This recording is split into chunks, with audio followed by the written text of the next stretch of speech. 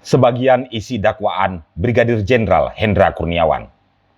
Situs resmi Pengadilan Negeri Jakarta Selatan mengunggah sebagian isi dakwaan dari para tersangka pembunuh Brigadir J, juga tersangka obstruction of justice pembunuhan itu. Sementara persidangan para tersangka baru dimulai minggu depan. Dalam sebagian dakwaan dengan tersangka Brigadir Jenderal Hendra Kurniawan disebutkan kronologi bagaimana Sambo memanggil anak buahnya itu beberapa jam setelah pembunuhan terjadi.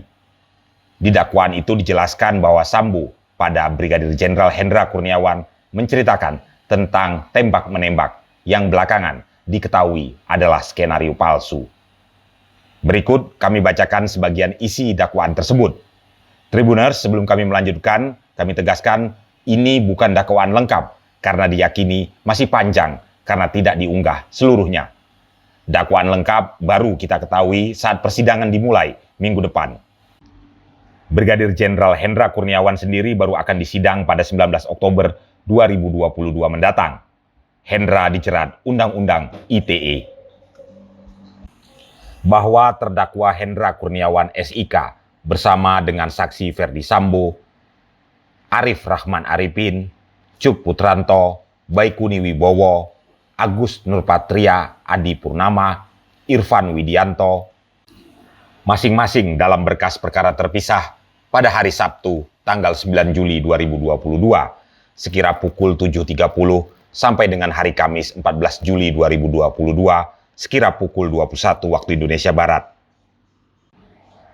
Atau setidak-tidaknya pada bulan Juli 2022 bertempat di pos security Komplek Perumahan Polri Duren 3, RT 05 RW 01, Kelurahan Duren 3, Kecamatan Pancoran, Jakarta Selatan, atau setidak-tidaknya di suatu tempat lain yang masih termasuk dalam daerah hukum Pengadilan Negeri Jakarta Selatan.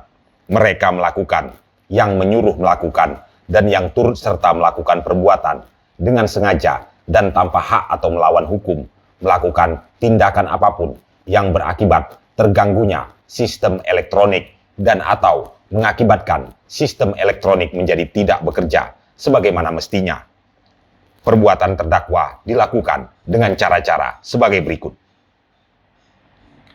Berawal pada hari Jumat tanggal 8 Juli 2022, sekira pukul 17.00 waktu Indonesia Barat, telah terjadi penembakan terhadap diri Brigadir Nofriansah Yosua Huta Barat hingga mengakibatkan hilangnya nyawa Nofriansah Yosua Huta Barat bertempat di rumah dinas milik saksi Ferdi Sambo di Komplek Perumahan Polri Duren 3, Kelurahan Duren 3, Kecamatan Pancoran, Jakarta Selatan.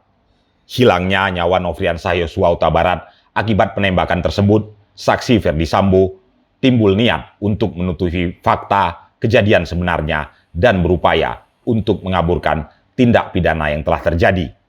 Sehingga salah satu upaya yang dilakukan yaitu menghubungi terdakwa Hendra Kurniawan.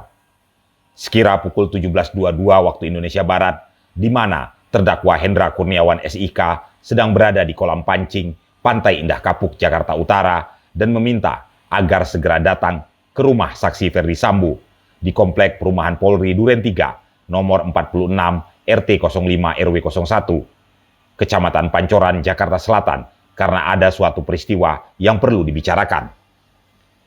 Berselang sekira pukul 19.15, terdakwa Hendra Kurniawan tiba di rumah saksi Ferdi Sambo di Komplek Perumahan Polri Duren 3 dan bertemu langsung dengan saksi Ferdi Sambo di carport rumahnya, di mana pada saat itu terdakwa Hendra Kurniawan SIK bertanya kepada Ferdi Sambo, "Ada peristiwa apa, Bang?" Dijawab oleh saksi Ferdi Sambo, "Ada pelecehan terhadap mbakmu." Kemudian saksi Ferdi Sambo melanjutkan ceritanya bahwa mbakmu teriak-teriak saat kejadian itu. Lalu Nofriansah Yosua Huta Barat panik dan keluar dari kamar Putri Chandrawati, tempat kejadian. Karena ketahuan oleh Brigadir Richard Eliezer Pudihang Lumiu sambil bertanya, "Ada apa, Bang?" Ternyata Nofriansah Yosua Huta Barat yang berada di lantai bawah depan kamar tidur Putri Chandrawati tersebut bereaksi secara spontan dan menembak Richard Eliezer Pudihang Lumiu yang berdiri di tangga lantai 2 rumah saksi Ferdi Sambo. Melihat situasi tersebut, Richard Eliezer Pudihang Lumiu membalas tembakan Nofriansah Yosua Huta Barat, sehingga terjadilah saling tembak-menembak di antara mereka berdua yang mengakibatkan korban jiwa, yaitu Nofriansah Yosua Huta Barat meninggal dunia di tempat kejadian. Inilah cerita yang direkayasa Ferdi Sambo lalu disampaikan kepada terdakwa Hendra Kurniawan. Setelah selesai terdakwa Hendra Kurniawan mendengarkan cerita dari Ferdi Sambo, kemudian terdakwa Hendra Kurniawan menindaklanjuti dengan menjumpai Beni Ali yang saat itu adalah Karo Provos di Propam Polri yang telah datang terlebih dahulu sebelum maghrib di tempat kejadian di rumah saksi Ferdi Sambo bersama-sama dengan Susanto, Kabak Gakum Ro Provos di Propam Polri. Selanjutnya terdakwa Hendra Kurniawan SIK bertanya kepada Beni Ali, pelecehannya seperti apa? Beni Ali menjelaskan kepada terdakwa Hendra Kurniawan bahwa Beni Ali sudah bertemu dengan Putri Chandrawati di kediaman Jalan Saguling 3, nomor 29, Duren 3, Jakarta Selatan, dan Putri Chandrawati menceritakan kepada Beni Ali. Cerita Beni Ali didapat dari Putri Chandrawati lalu diceritakan kembali kepada terdakwa Hendra Kurniawan SIK. Cerita Beni Ali didapat dari Putri Chandrawati lalu diceritakan kembali kepada terdakwa Hendra Kurniawan SIK.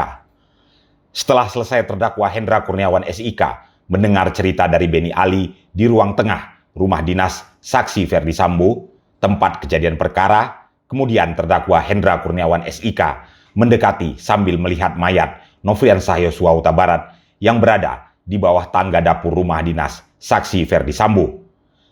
Tidak lama kemudian, sekitar pukul 19.30, datang mobil ambulan dan selanjutnya jenazah korban Nofriansah Yosua Huta Barat dievakuasi ke Rumah Sakit Kramat Jati yang dikawal oleh Sutanto.